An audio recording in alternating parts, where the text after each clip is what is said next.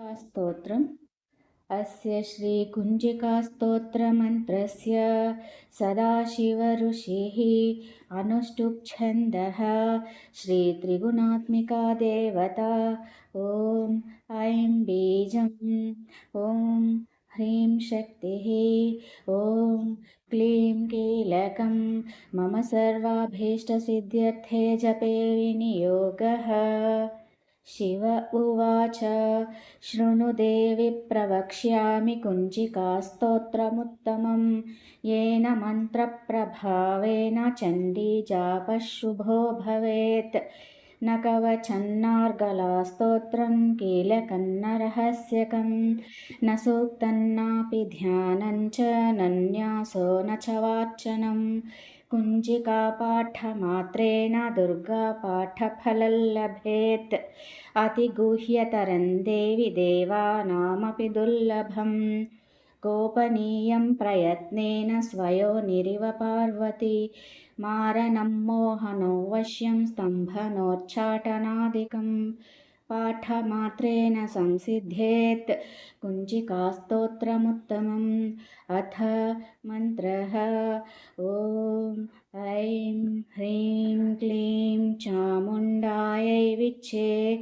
ॐ ग्लौं हुं क्लीं जूं सः ज्वालय ज्वालय ज्वल ज्वल प्रज्वल प्रज्वल। ऐं ह्रीं क्लीं चामुण्डायै विच्चे ज्वल हं सं लं क्षं फट् स्वाहा इति मन्त्रः। नमस्ते रुद्ररूपिण्यै नमस्ते मधुमर्दिनि नमः कैटभहारिण्यै नमस्ते महिषार्दिनि नमस्ते शुम्भहन्त्रै च निशुम्भासुरघातिनि। जाग्रतं हि महादेवि जपं सिद्धं कुरुष्व मे।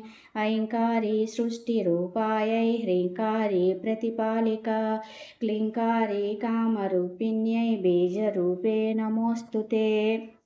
चामुण्डा चण्डघाती च ऐकारी वरदायिनी विच्चे चाभयदा नित्यं नमस्ते मन्त्ररूपिणी। धां धीं धूं धूर्जटेः पत्नी वां वीं ॐ वागधीश्वरी। क्रां क्रीं क्रूं कालिका देवी शां शीं शूं मे शुभं कुरु। हुं हुं हुङ्काररूपिण्यै जं जं जं जं भनादिनी। भ्रां भ्रीं भ्रूं भैरवी भद्रे भवान्यै ते नमो नमः।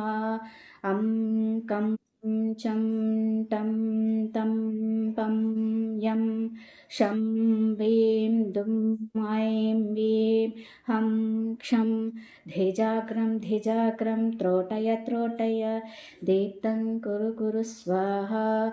पां पीं पूं पार्वतीपूर्णा खां खीं खूं खेचरी तथा। सां सीं सौं सप्तशती देव्या मन्त्रसिद्धिं कुरुष्व मे। कुञ्जिकायै नमो नमः। इदं तु कुञ्जिकास्तोत्रं मन्त्रजागर्तिहेतवे। अभक्तेनैव दातव्यं गोपितं रक्ष पार्वती। यस्तु कुञ्जिकया देवी हीनां सप्तशतीं पठेत् न तस्य जायते सिद्धिररण्ये रोदनं यथा। इति श्रीरुद्रयामले गौरीतन्त्रे शिवपार्वतीसंवादे कुञ्जिकास्तोत्रं सम्पूर्णम्। ॐ तत्सत्।